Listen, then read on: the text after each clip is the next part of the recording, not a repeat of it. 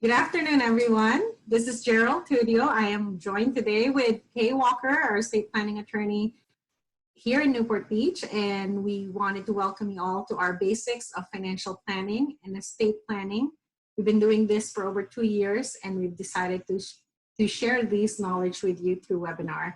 Kay Walker is an estate planning attorney for over 25 years and have been doing this for the families here in Newport Beach and neighboring cities in Orange County. And she built her firm on the foundation of compassion and self-experience. So, Kay Walker, welcome everyone. Thank you so much, Jaril. It's a pleasure to be here with you today and share some hopefully interesting information about estate planning. So planning is an important part of everything we do in life. And it's smart that we do it daily, but we also need to plan for when we ultimately pass away. So planning for your death means finding answers to many questions. Two of them are really important. First of all, who is going to receive your assets after your passing? And who will be able to make decisions for you, medical and financial, in the event you become incapacitated? So answering these kinds of questions beforehand is really a good thing to do so that your family will be able to know what your wishes are when the time comes. So first we'll talk about a will and a trust. And a will is a legal document, as we all know, and they both allow you to spell out how and to whom you want your property distributed. But both can also go well beyond that. So a properly drawn will can allow you to determine how your property will be distributed and can give you the opportunity to select an individual who will oversee the wishes that you want carried out, your executor. So the will can also name a guardian for your minor children, which is a decision only you should make if you want to not have a court later on down the line make that decision for you. So bear in mind, you can, when you have a will, your property would go into probate. The will would go into probate upon your passing. And that can be a very time-consuming and expensive process. So if you had, example, a home worth $500,000 in Orange County, then you would pay, your family would pay, your estate would pay $13,000 statutorily mandated for probate.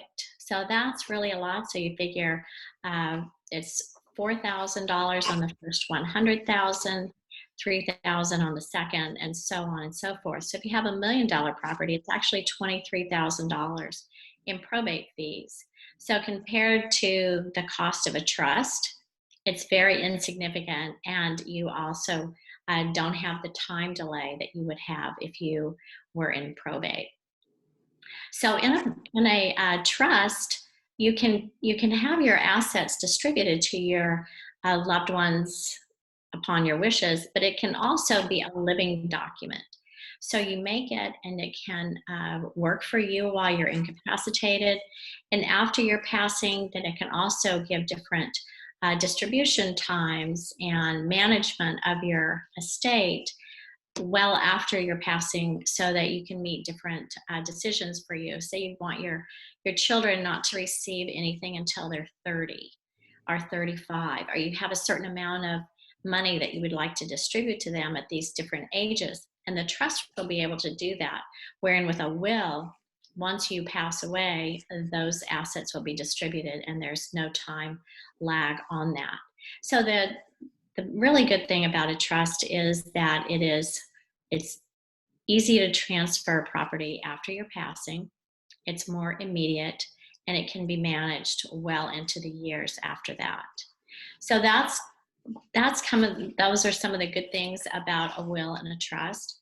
A will can stand alone, and a trust can stand alone, but we usually advise that if you have a trust, that you have a pour over will to pour over any assets that you might have not named in the will, so that possibly that won't have to be probated.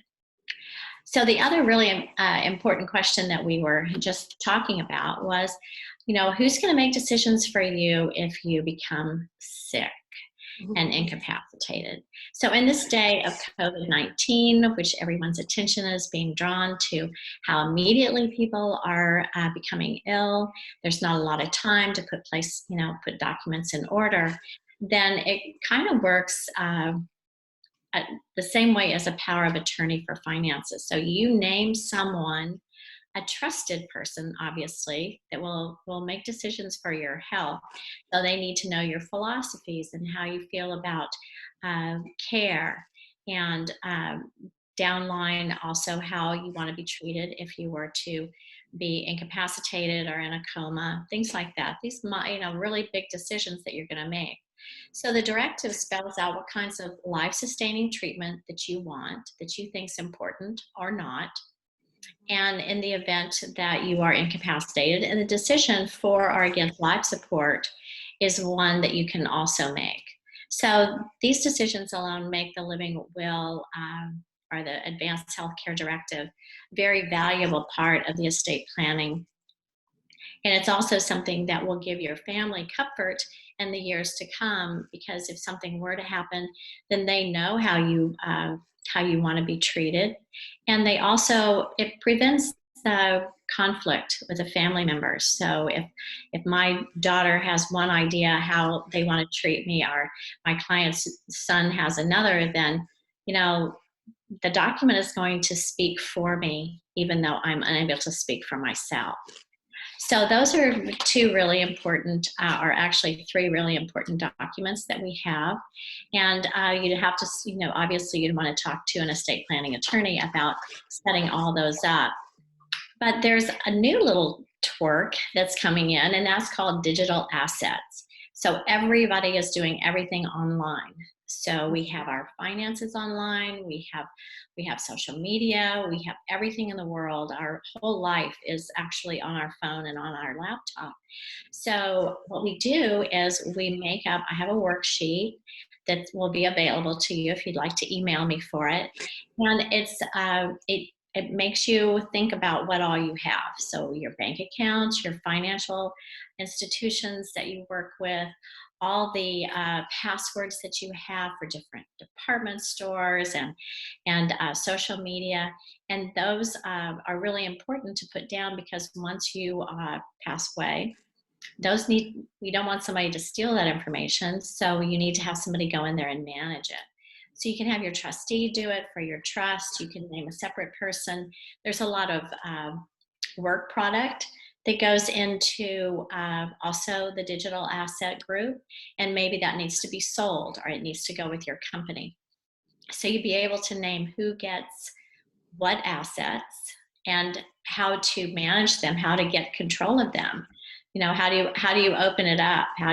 What's your username and password? So those are really important things that people don't really think about necessarily, but when the time comes, it's going to be really, really important to know.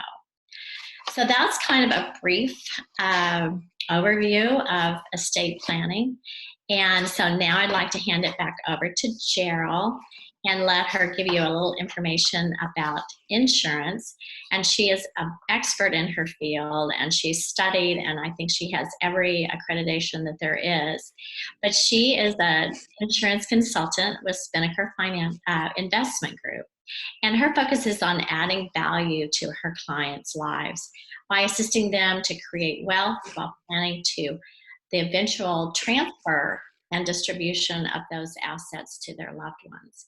So what she has to say is really important. So Jaril, take it away. Thank you. So while we're thinking about protecting our families, we believe that this is a very timely topic. So what Kay have discussed is setting up and protecting your estate. So when you're talking about financial planning, most of the time what financial advisors advise you is setting up a retirement account, right? You're setting up money and putting something away for the future. Now, a lot of times they neglect to tell you about protecting your immediate. That should be the foundation of your financial planning. There are three phases on financial planning. It's protection, which is your life insurance and protecting the assets that's within that. So your ability to make money, you have to protect that. Just like you have protection for your cell phone, for your car, for your home. So protecting your family income.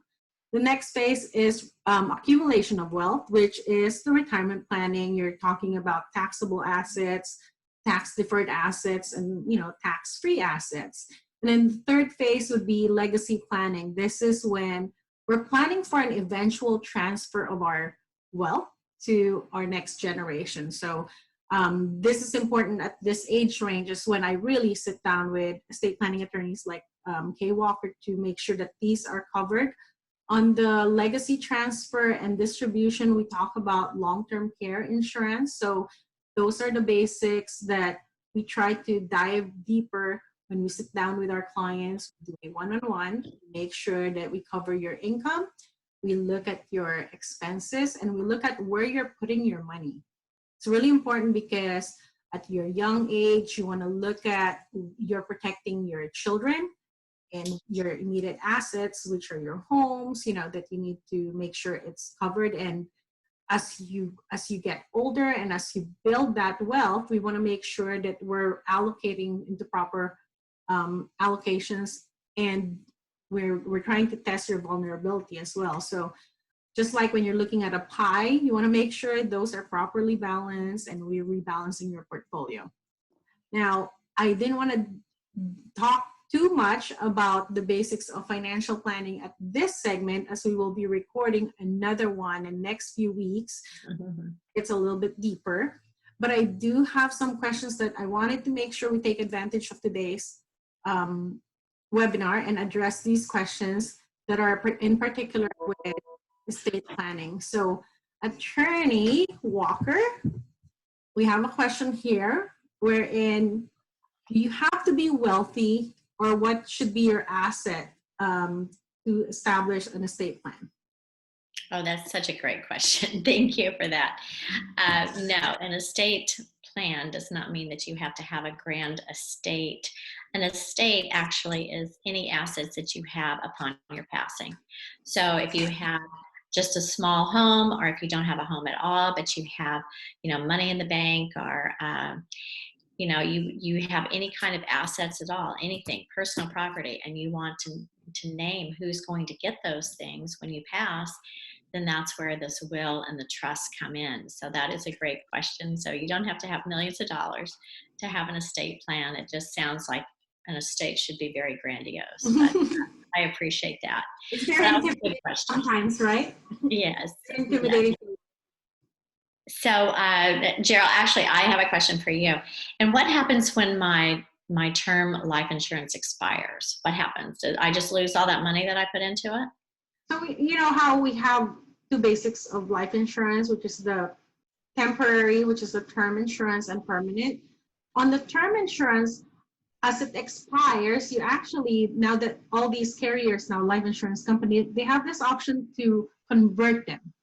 When you say convert, meaning to upgrade them to a permanent policy, so that you don't ever have to retake your test. Let's say, for example, you got the term insurance 10 years ago, you were healthier, you're a lot younger, obviously. You have up to 10 years to convert the policy.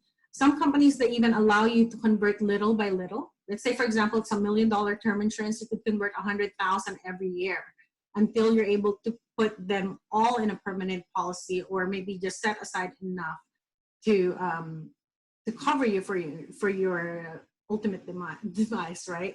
That's hard to say, but yeah. So the term policy you could convert, or if you do not convert and you end up needing more insurance later on, then you're going to have to retake the test, reapply, and you could be subjected to a higher rate and potentially even get declined. So this is really a good time. Thank you for that question. But this is a great time for you to review what you have, because a lot of people have had their term policy for a while. If it's over 10 years, definitely have it reviewed, even if it's only been about 3-5 years, because of the changes with life insurance and all the new features and little, riders that they've added.